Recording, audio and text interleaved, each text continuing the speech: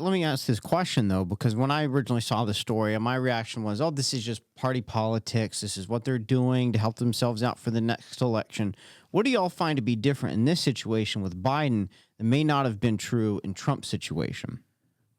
I think that one of the reasons why this is different is because Biden is already embroiled in a lot of accusation, and his son is in being investigated for all kinds of these business dealings with other countries. And if you look into Hunter Biden's emails and everything else, he references his father all the time and getting meetings for people and giving the big guy a cut and things like that. And so he's already embroiled in this kind of thing. His son is already a loose cannon. There's already a lot going on there. Trump didn't have that kind of situation. He had some, you need to treat documents correctly. You've got Hillary Clinton that had a server put into her basement at her house or whatever, and they treated that very differently than Trump's boxes being, loaded up from his office, shipped to Mar-a-Lago. He's never even looked at what's inside of them. People just loaded it up and sent it. And he's been cooperating with the FBI saying, yeah, go ahead, come on down. He even goes down and talks to them while they're going through things the first time they went through things before he got raided. And so there's been mass cooperation with Trump he has cooperated with everything in this area. Whereas Biden has already, it's already come out that the media and social media has been colluding with Biden and the DOJ and everything else to keep things about Hunter Biden tamped down in order to influence elections and everything else. You have a situation where documents are now found in some kind of broom closet in this place that has connections like God knows where, like Lydia was explaining. And then you have more documents are found at this home in Delaware with where Hunter Biden claims it as his residence, and these documents are in the garage next to the Corvette. Right. And Hunter Biden even referenced them in the Hunter Biden emails that they are now saying are true. These are real, whereas they pretended it wasn't happening before, right? So the media is finally focusing in on this because they can't ignore it anymore. And Hunter Biden even talks about having access to all these documents in one of his emails. And so that's one of the things that makes it very different is because, there was a time when Joe Biden was considered the poorest senator in the Senate. Did you guys know about that? Where he made less money, came from less money than all the other senators, because senators are always millionaires, right? And at some point he made like $400,000 or something like that per year, and that was considered poor in the Senate. And so when he first got elected, he was 29. He was almost our age, Hamilton. He was 29. Wow. He took office right after he turned 30 because you legally have to be 30 to be a senator. And he was a single father widower because his wife had just died a few weeks. It's actually he has a sad story. He has a sad story because if you can get down to where the story really is, who knows what's really true or not true anymore about Biden. And I feel like that's one of the reasons why. To Tina's point though, right before he took office, his wife and one of his children, it's actually a really sad story. One of his children died in a car accident weeks before he took office. And he had he had Hunter and Bo, who were really young at the time, and he had to raise them himself. His wife was dead, and his third kid was also dead. Mm-hmm. And so it was a big tragedy. And it's really sad, the story, and I feel really bad for the family. But it's true that Biden went into the Senate with the only paycheck that he had at that point was his Senate paycheck. He didn't have any of these other connections. He didn't come really from young. Money like a lot of these people. He was really young. He didn't have any sort of big business that he was running. He wasn't able to cash out and sell anything. But now he's got a lot of money, and everyone around him has a lot of money, and everybody's making money surrounding his Lydia brought up the arc of his political career and how everybody has It's the typical thing where you go to Washington and somehow, despite you make decent money in Washington, not amazing money, but you make decent money, but you don't make enough money to be worth millions and millions and millions by the time you leave. And yet every single time you notice this, that people will leave Washington D.C. and their wealth will have increased 10,000-fold or 1,000-fold from when they first took office. Well, a lot of that there's whole is Twitter accounts that actually track this stuff. There's a Twitter account called like Nancy Pelosi Portfolio Tracker that tracks like here's another fun fact for you.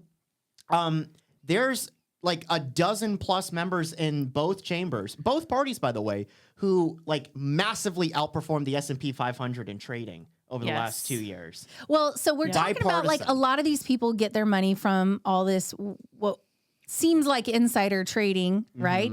Because they know what laws are coming down the pike before everybody else does. That's so they what can Mark make Warner did. Did you know that? Yeah. Mark Warner, who's the richest, he's our senator in Virginia, one of our 2 senators in Virginia. He's the richest senator in the entire chamber.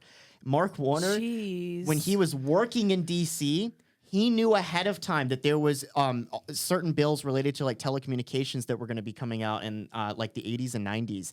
And he basically, through all of his investments in this industry that he knew certain legislation was going to be passed in a way that would basically multiply, several times over the money that he was putting in.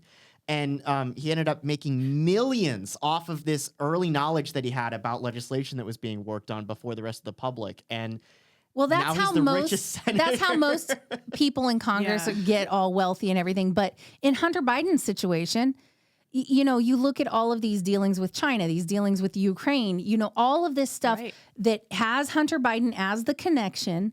And you look at some of these emails and things like that come through and you're going, oh my gosh, they are really in on getting paid for this stuff. And now Hunter Biden is an artist and he's putting out all this art and he's selling, like one piece of art goes for $500,000 to unknown buyers. And no one knows who these people are. Could it be that his access to confidential or classified documents in the garage next to the Corvette maybe were the gift with purchase of this item to whoever may have been the collector of it? It's outrageous. Outrageous. That's why this is different than Trump. Yeah. Makes sense to me. Yep, that's the long answer. Yeah. Sorry. And I think the Delaware thing is so interesting because it feels like a tabloid story that you typically wouldn't believe. These files, so they did a video with Joe Biden in his Corvette where he was just showing off, and we all know that this Corvette's going to be illegal in 40 years if Joe Biden passes these policies for green cars, but he was showing off his super rad, like 68 Corvette. It's really a neat car, and he's backing it into the garage, and I know that these boxes probably don't contain these files, but their garage is kind of messy, and you can see a box right inside the door. And one of the things Biden said when questioned about these documents in his garage was that, it's not like they're sitting out on the street. It's behind a locked door in my garage. And I was like, what? Because my husband is in the cybersecurity world, and he happens to know that garage doors, not secure. Not at all. You can actually operate a garage door with a child's toy that's like a scanner. You can easily open a garage door, and you can easily pick a lock.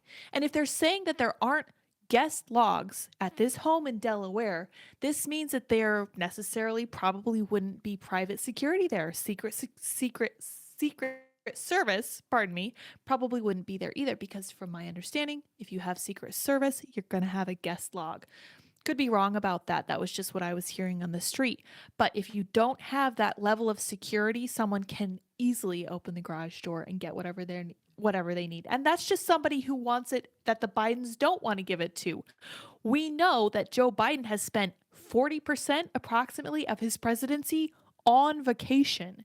And I'm willing to bet that they had these files at this home in Delaware because they knew that there would be no visitor logs. And well, Hunter Biden is the resident, right? There. You mentioned right, how much so Hunter Biden's spending. Can you open that up a little? Yeah, so we can look at the article about how much Hunter Biden was supposedly paying in rent, because he filled out some background check forms where he wrote this down as his address. He also said he owned it, but he also said that he was paying a lot of rent to stay here. He was paying almost $50,000 a month in rent. And to me, I am starting to think that everything the Bidens touch turns to money laundering, because to me, that just looks like money laundering to Yeah. his dad. Because who would he be renting from if not his father, who's actually, I think, the legal owner of this property in Delaware? But the whole thing is just like this crazy, tangled, like Yeah. spider web of crazy stories. So Hunter Biden's living there, right? And then Right. I mean, he's being investigated right now by the FBI. Way late, right? Way late. They should have been investigating him a few years back or several years back. Right. But he's under active investigation, and he's the one staying there with these classified documents, you guys? Yeah. This is wild.